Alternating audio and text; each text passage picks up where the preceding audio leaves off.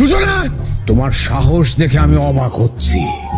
আমার বাড়িতে দাঁড়িয়ে তুমি আমার কথার অবাধ্য হচ্ছ, তর্ক করছো আমার সাথে। আমি বলছি কারণ আপনি আমাকে বাধ্য করেছেন বলতে, তাই। আমি তোমাকে বাধ্য করছি? আমি তোমাকে বাধ্য করছি আমার মেয়ের সাথে ভালোবাসার সম্পর্ক করতে? আমি তোমাকে বাধ্য করছি যে ফোন দিয়ে এটে ভালোবাসার অভিনয় করে আমার সমস্ত সয় সম্পত্তি দখল করতে? আমি অবাক হচ্ছি আপনার এই মুখোশ দেখে। সেদিন কি সুন্দর করে আমার সাথে কথা বললেন, আর আজকে আপনাকে আমি চিনতেই পারছি না।